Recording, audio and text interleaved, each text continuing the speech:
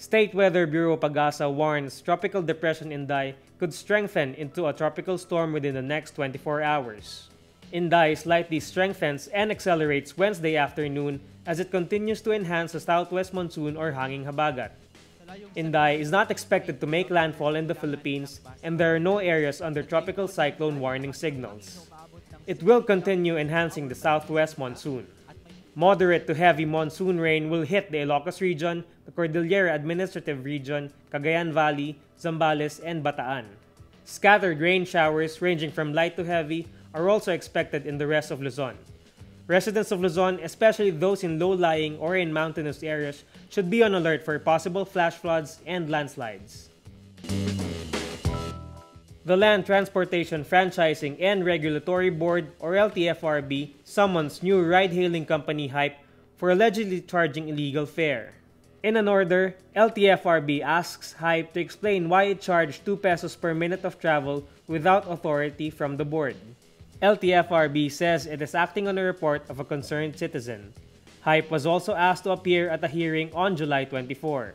Under a government-approved scheme, the flag-down rate for ride-hailing companies depends on the vehicle type. Sedans have a base of 40 pesos, SUV 70 pesos, and vans 100 pesos. There is an additional charge of 14 pesos per kilometer, but with a surge cap at ×2 the charge. There are no travel duration charges. Hype, along with Auto, are the new ride-sharing firms operating in the Philippines after Grab bought the Southeast Asia operations of Uber. Grab was recently ordered to pay a fine of 10 million pesos for a similar violation. Supreme Court Associate Justice Marvic Leonen says the challenge to a truly independent judiciary is corruption. He adds there should be more scrutiny from the public, especially lawyers. In a forum at the University of the Philippines, Leonen says, "We all know that it happens, yet we do not speak about it openly. Corruption weakens judicial independence far more than political interference." Leonen says the efforts from the legal profession to fight corruption within the judiciary is wanting. Leonen recalls in 2013 the Supreme Court sought an inquiry into public statements made by high-profile defense attorney Lorna Capunan. She said there were justices at the High Court who could be bribed. Leonen says Capunan is liable because she, quote, admits that she has done nothing to bring the perpetrators to the proper forum. He adds, corruption exists because of her convenient silence. Malacañang disagrees with Socioeconomic Planning Secretary Ernesto Pernia, who says the shift to federalism would wreak havoc on the country's economy.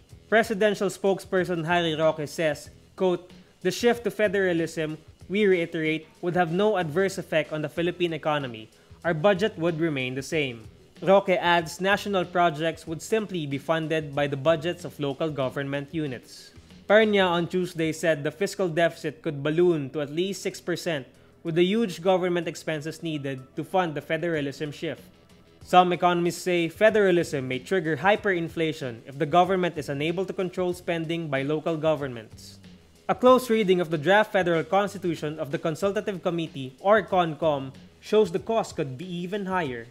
The committee wants to create 4 high courts, 6 constitutional commissions, and 18 regional legislative assemblies, all of which would require funding to set up. There is also the cost of a plebiscite to vote on the new constitution and the election of the transitional president and vice president. American model Mara Martin makes a splash by breastfeeding her baby daughter on a Miami catwalk. Walking the runway at a Sports Illustrated swimsuit show, Martin steps out in a bikini while breastfeeding 5-month-old Aria. Martin thanks the public for the overwhelmingly positive response in an Instagram post. A few comments on her feed criticize the move as not appropriate and gross.